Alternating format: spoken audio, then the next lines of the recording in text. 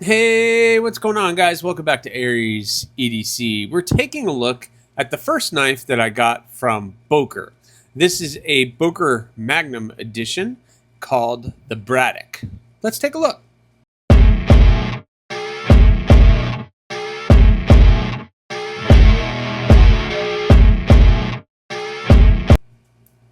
Well, all right. So this was one that I picked out. All the Bokers on the table, except for two, were ones that I actually requested to take a look at.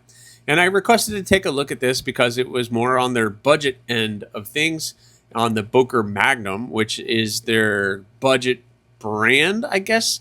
They have the several brands that you could pick from, the Boker Plus, the Boker Premium, and this is the Boker Magnum. So this is more of on their budget line of blades. And this knife sitting here in my hand on their website is $45.95, which I will link in the description of this video. No, I am not an affiliate, and no, I don't have any discounts. Boker was just kind enough to send along some knives so that we can get some more eyes on their product, good or bad. And we're going to be talking about all of those things with this. So again, this is the Boker Braddock with the black G10. You have the carbon fiber, copper carbon fiber inlay, which is not terrible. It is a little bit raised up above the G10, which is interesting. It's only on one side, so it's not on both sides. So it's just on the one side. And it's done fairly well. It's the carbon fiber inlay, so you're not really sure what colors and everything you're going to get. The G10 is interesting. This came very oiled, so I'm still kind of figuring out and getting it cleaned up as far as everything. It is steel liners. You have a deep carry pocket clip, but not recessed screws or anything else. The clip is recessed, but not the screws. They stick out pretty far. The clip is okay. It is very bendy, so you have that to deal with. And overall, it's not terrible. It is a flipper only. That flipper tab is fairly large. It does have some jimping on it, which is done well. It gives you just enough grip, but not where it's going to be hurting your finger. So let's take a look at the blade.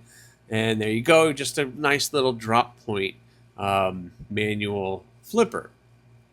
You have a belt satin finish and just little billboarding. You have the Magnum symbol there, and on this side just tells you the steel. What is the steel? 440B, which, to be honest with you, until I got this knife in and some of the other Boker stuff, I had never heard of. And based on the information on their website, 440B is in between 440A and 440C. So I'm not really sure what that means.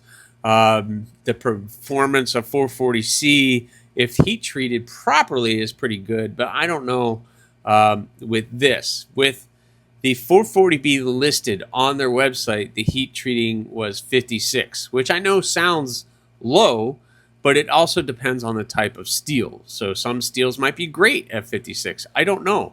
I haven't done a ton of cutting with this yet. I did carry this one day, and so this is really just kind of my first impressions and quick thoughts and feelings on this knife. This is a knife that I am keeping, so I might do a more long-term review and do maybe some extra cutting like I've done with some of the other Bokers that I have that were sent over. It is comfortable in hand. The clip isn't really any hot spots on the clip. You have a little bit of jimping way back here. So your thumb does get right there on the jimping. I would have liked it to gone a little bit farther, but I'm not a huge jimping person, so that doesn't really bother me too much. Hold on, let me clean that up a little bit. So the access to the liner lock is fairly good. You have plenty of access. The lockup is a little bit aggressive. It's all the way in there, but the liner is very thin. And you can see where that is. And the action is not amazing. I think it's been over oiled. Like I can really get it, but if you've ever had a pivot, so it is on running on bearings, but like you can, like it kind of, it's very weird. So I decided I was going to try to maybe take this thing apart so that I can clean it up a little bit.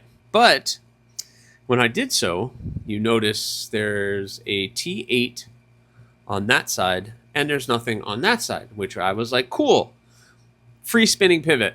So there's nothing to grab a hold of and no way to really take this apart.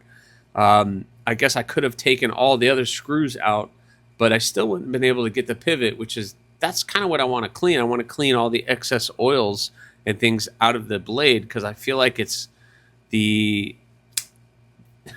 the bearings are just coated in oil because this thing did come very covered. So I wanted to kind of clean it all out and re-oil, just put a little bit, but it's very, very, it's very strange. It's very like, you could feel the bearings turning in it. And I really probably shouldn't be able to feel that. But yeah, I mean, overall, it's a nice knife, great shape, would be very utilitarian. Let's look at the size on this. The blade length is 3.25, which is pretty much the maximum for me on what I'm comfortable with. Overall, it's 7.6 inches. Let's look at some size comparisons, shall we? Here it is against the Rat 2. So, of course, the blade is a little longer than the Rat 2, and overall length is going to be a little bit longer than the Rat 2. Here it is with the Civivi Elementum. Again, we're roughly in the same size comparison where the Magnum Braddock is going to be a little bit bigger than that as well. I don't know what else I could use as a size comparison except for my Para 3, which is going to be a little bit longer. But yeah, so it's still a little longer than the Spyderco, but obviously it has a nice slim design compared to the handle on the Spyderco. And it's, nice slim design. It does have some weight. They're saying it's 3.49 ounces. So probably, sounds pretty much like that. With the steel liners, there is cutouts in there. So they have cut out the material on one side, but not on the other. But yeah, so you got G10, the carbon fiber inlay, 440B steel, and just a nice overall package for $45. Here's the problem. I would say that's not bad. The problem is there's so many other companies doing budget knives that are under the budget of this, and you're getting, I hate to say it, a better product. One recently is pickled steel. When you can get the Freja for under $30. Yes, it's D2 steel, but D2 steel, heat treated properly. I took this and I tore down a bunch of boxes, and this is still razor sharp. And you're getting all the same things, except you get thumb studs instead of a flipper. Much smoother action, and it's just amazing action, but under $30 compared to almost $50 or $46. So I don't know, guys. Yes, you have G10, carbon fiber, 440B. So maybe it's more of a stainless than something like this. The problem is they're in competition with so many other people that are making pretty good stuff that is going to be better. And I think that's the problem Boker is having right now. And that's why they're trying to update things. That's why they're trying to get some more feedback from us. At least I hope that's what they're doing. And I'm not tearing up this knife. This knife is fairly decent. I mean, it's fairly decent. But the problem is for $46, there's so many other options out there that this just isn't going to be on somebody's radar. It's not mind-blowing. It's not anything new. It's a steel hardly anybody has heard of. And the, overall look of it is okay. I would have loved to have had access to this so I could take it apart and work on the action a little bit. It is centered. I'll say that. It's nicely centered. You have the backspacer that has raised up and it gives you a little bit of grip. Nice lanyard hole for those of you who like Edyards on your knives. But I wish it was more. That's all I could say. I wish it was more. And I have to kind of leave it there. I can't say, yeah, you need to get this in your collection. If you like it, cool. Go for it. But I think with some of the comments that have come up recently about Boker is outdated steels, outdated designs, too much. And I can't argue with any of these things. You can get lost on their website and probably never even find this knife unless you know the name of it. If you don't search for it, you're probably going to have a hard time finding it. But, that is neither here nor there. But there you go, guys. First knife about Boker that I've gotten a chance to take a look at and do this review on. This is the Boker Magnum Braddock.